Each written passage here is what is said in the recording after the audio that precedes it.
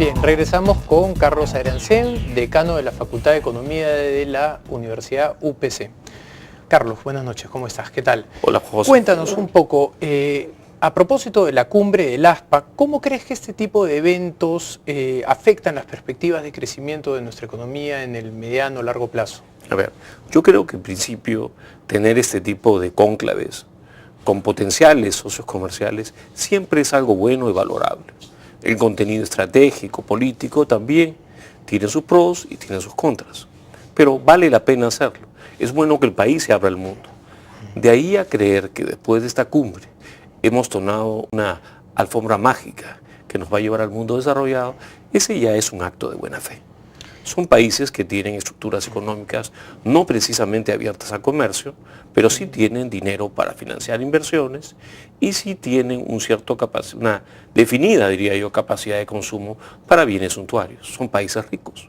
Sin duda, y dentro de esa perspectiva, ¿tú no crees que de alguna manera el Perú puede captar parte de esos fondos soberanos de estos países? El Perú puede captar fondos soberanos de cualquier país del planeta en la medida que se vuelva menos espantador de lo que es hoy día. El caso de Conga, que acabamos de superar y darle la espalda, es un buen ejemplo de lo que le pasa a quien confía en el Perú y olvida su debilidad institucional. ¿Cuáles crees que deberían de ser las principales condiciones que debe cumplir un país como Perú para poder acceder a estos fondos? Para acceder a estos y en realidad a la mayor parte de fondos de inversión que hay en el planeta, lo que debe tener es una economía estable, reglas claras y definidas para quien decide confiar en su país y de esa manera pues cambiar la historia del Perú.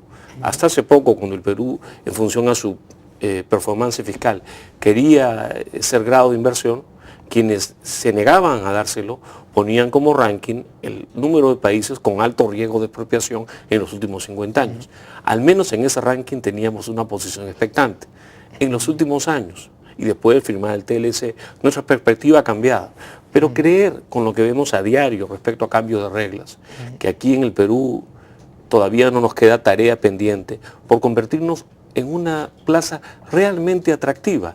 Entendamos, en nuestro mejor año de captación extranjera, captamos al año lo que China capta a la semana.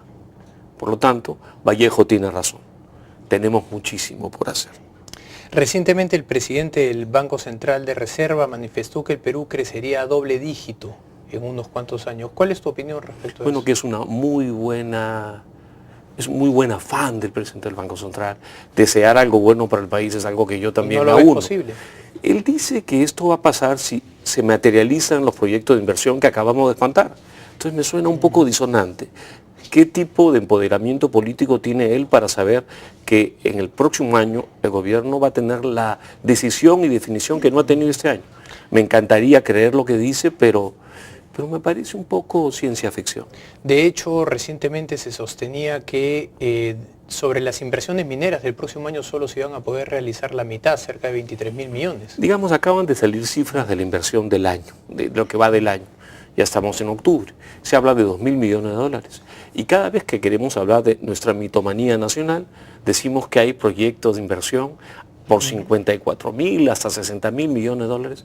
¿Y por qué si hay tanta gente queriendo invertir en esta cola o pipeline de inversiones, apenas en lo que va del año se ha gastado 2.000? ¿No será que todavía espantamos?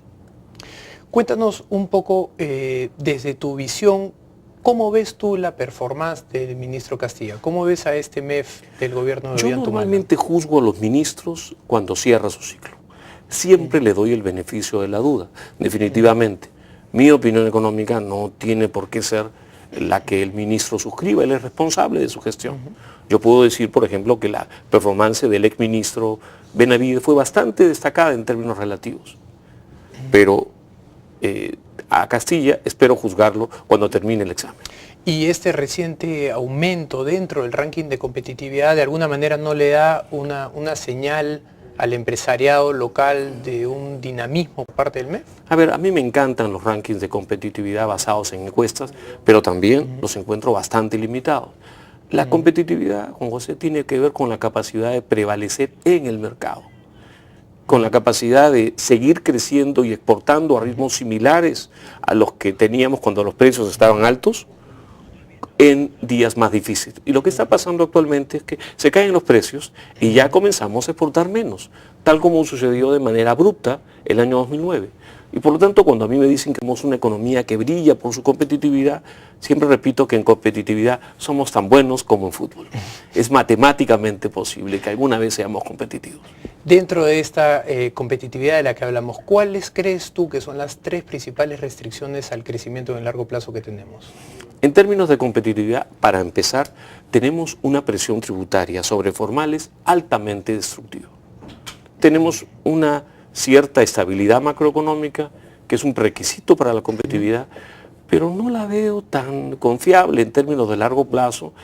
La política monetaria sigue objetivos contradictorios, creemos que todo se va a resolver aumentando el gasto público, y eso son amenazas concretas a la competitividad, porque querer gastar más siempre implica más impuestos ahora o después, y eso destruye directamente la competitividad. Y sobre todo, que hoy día la competitividad, además de requerir instituciones de mercado, requiere tener personas educadas. Y el Perú es una plaza muy pobre produciendo sin duda. Personas educadas. Rápido, por favor, te pido una pregunta Encantado. rápida. ¿Cuáles son tus proyecciones de crecimiento y de tipo de cambio para el próximo año? A ver, me encanta la de tipo de cambio. Depende del humor del directorio del Banco Central. Este es un tipo de cambio intervenido, regulado, controlado. Depende del humor. Yo la verdad no puedo predecir el humor de ese directorio. ¿Crecimiento? Crecimiento yo lo veo pitufo. Es decir, crecíamos 10, estamos en 6. ¿Por debajo de Debemos 5? cerrar el año. Para este año podemos cerrar ligeramente por debajo de 5, y para el próximo año, si no hacemos algo, y si sale elegido cualquiera de los dos, el mormón o el mestizo, va a haber ahí un ajuste fiscal que nos va a hacer la vida más complicada porque no hemos hecho la tarea a tiempo. Correcto. Te agradezco muchísimo, Encantado. Carlos, por tu visita, y vamos a la tercera pausa del programa. Regresamos.